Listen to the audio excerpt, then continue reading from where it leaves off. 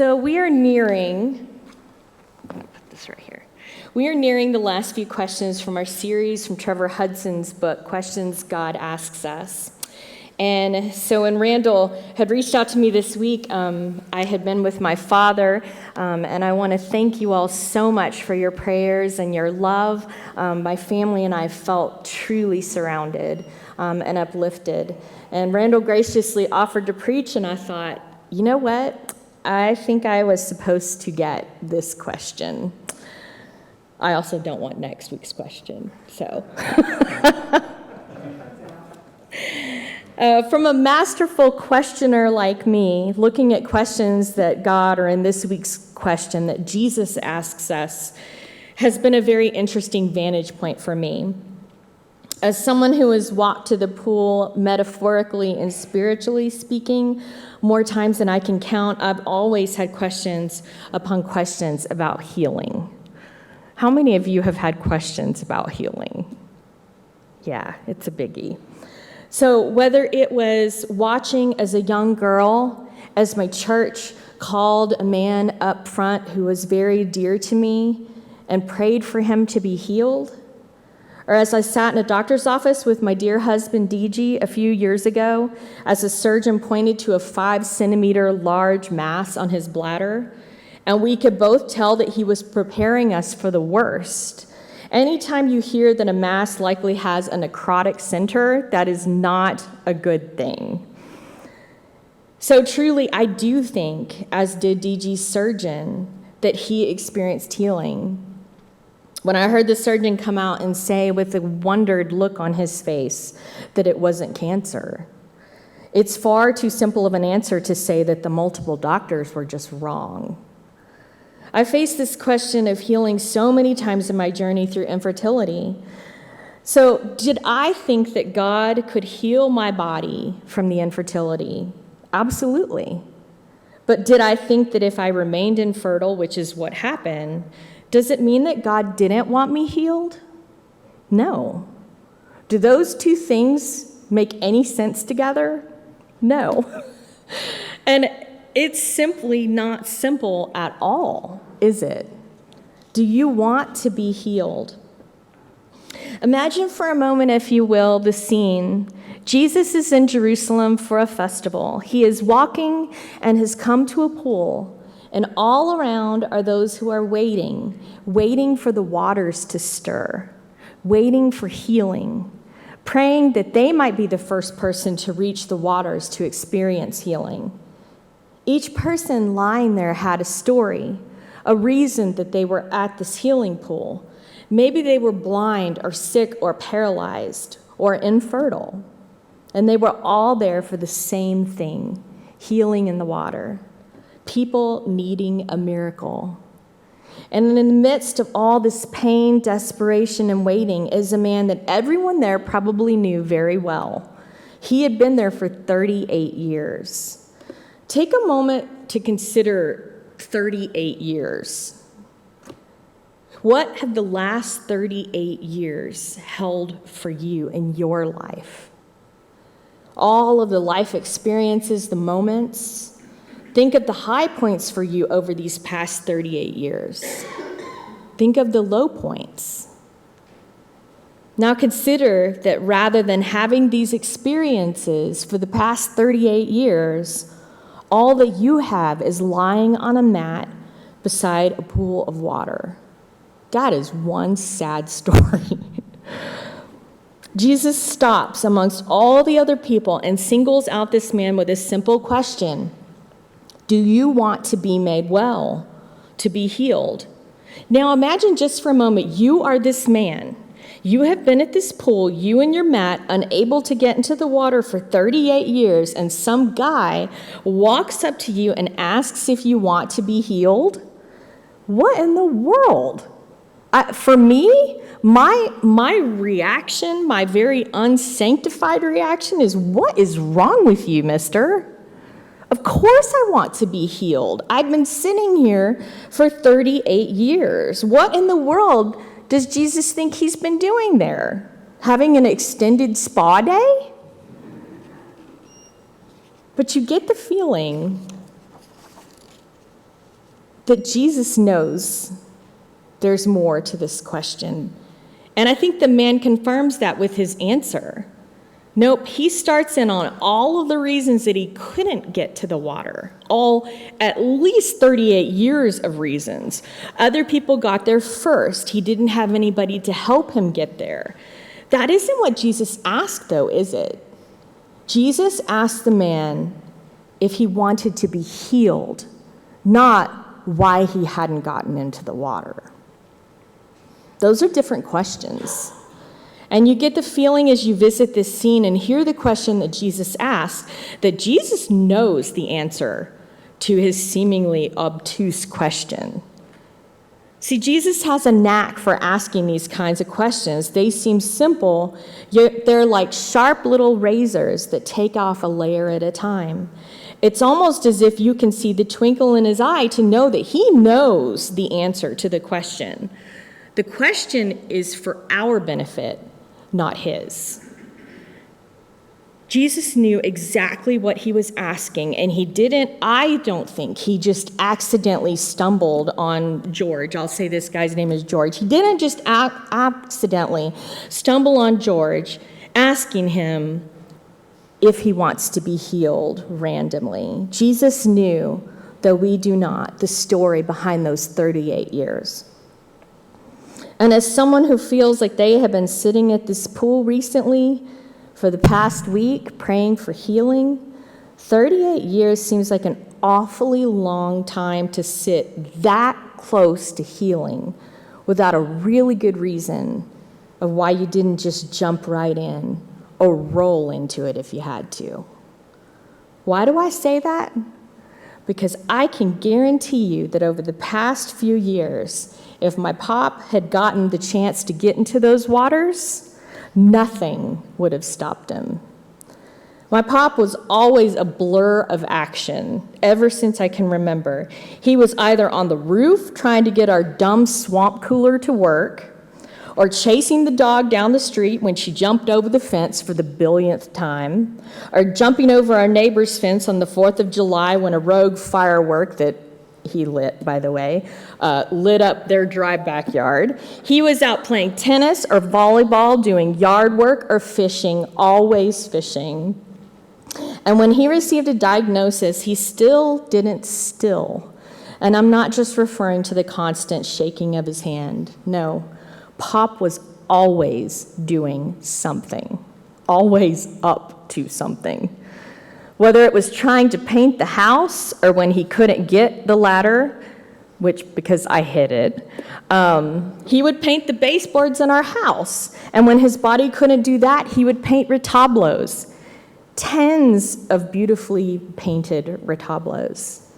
He would walk down 50-plus metal steps to the fishing dock that he loved to fish at. He would even climb over the fence when he couldn't remember the code. And he had to scoot down on his behind with all of his gear to go fishing. And we didn't know this until we actually went with him. And when he couldn't physically go fishing, and honestly, likely only because he couldn't figure out how to get his walker down the ramp and out of the house without someone catching him, he was busy tying flies on the porch, boxes and boxes of them. Up to about 3 weeks before he passed, my pop asked me if I could get him more feathers and rabbit skin to tie flies. He was non-stop. So this whole sitting and waiting for 38 years, yeah, no. I can tell you with crystal clarity that if Jesus walked up to my pop and said, "Do you want to be healed?" I am sure we would have heard his answer all the way from Austin, Texas to here, because I've never met someone who has wanted more to be free, healed, to fully experience this life that he loves so much.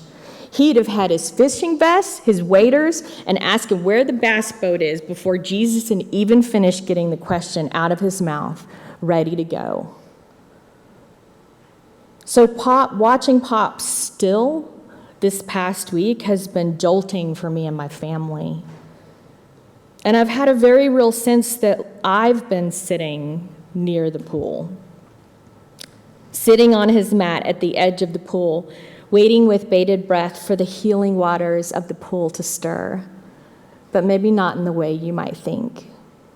trying to make him peaceful and know he wasn't alone, to be ready to pull him into that stirring pool when it might bubble. I didn't want to leave his side for fear that I might miss the moment.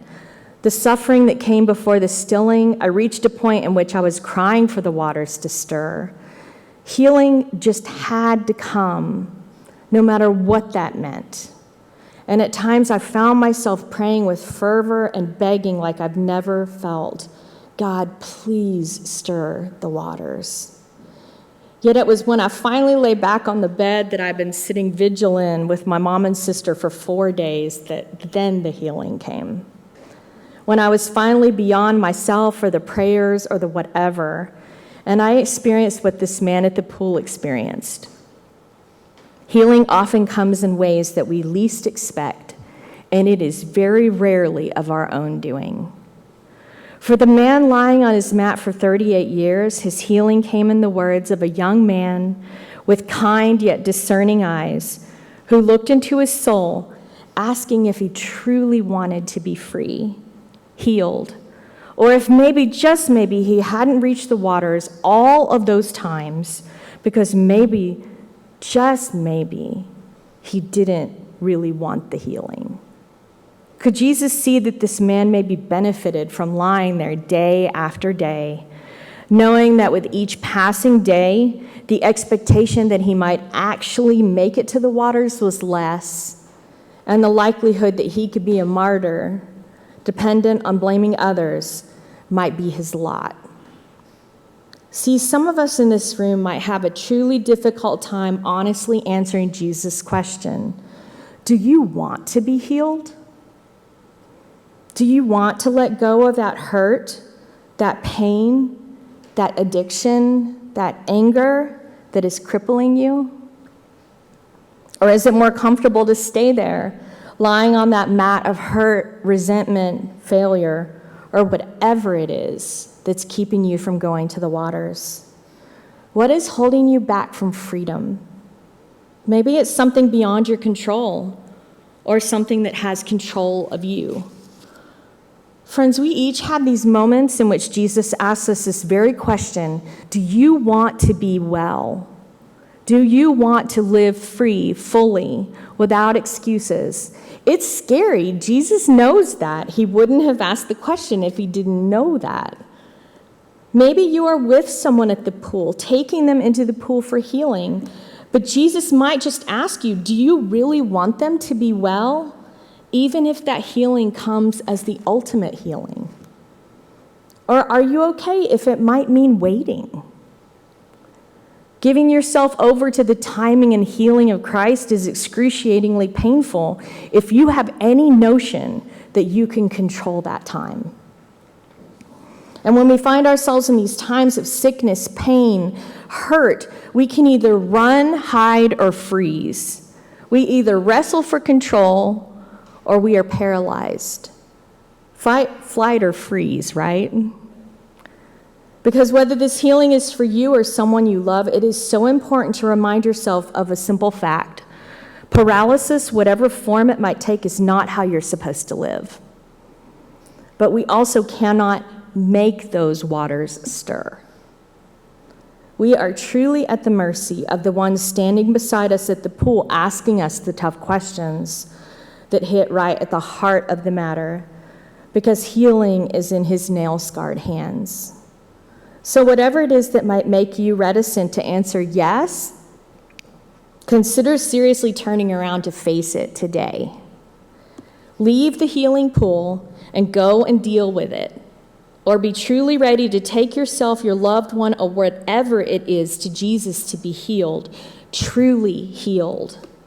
And be willing to take then another scary and unbelievable step. Get up, take your mat, and walk. And it says immediately the man did it. The unimaginable. Can you imagine how tiny and skinny his legs were? What that walk must have looked like?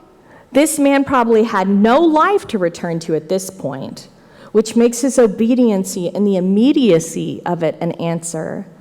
This is faith. believing that Jesus can and will heal us, whatever that might look like, and having the faith to step out. Do you want to be healed? Because the time for excuses, blaming others, recounting the wrongs, or looking at all the others around you and wondering why they have it easier than you, that time needs to be over. Jesus is asking you and I a question. In fact, if you listen closely enough, it almost is like you can hear Jesus asking this question of the church today. Sure, we can look at declining numbers, statistics of people not going to church, changing society and denominational conflict, you name it. But Jesus doesn't want to hear these reasons you couldn't make it to the pool.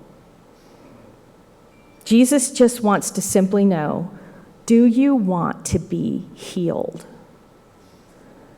If it is a resounding yes, it will mean action. Standing up, taking the mat, and walking into the unknown with shaky and spindly legs and all that are way out of practice, but you simply will not be able to stay where you are, follow the same way of living. You will have to move.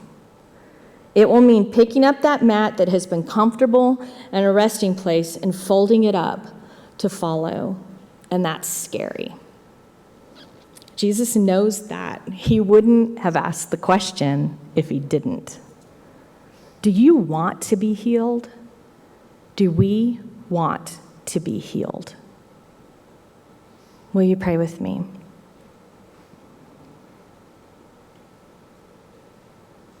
Jesus, we confess to you that so often we simply don't want to be healed.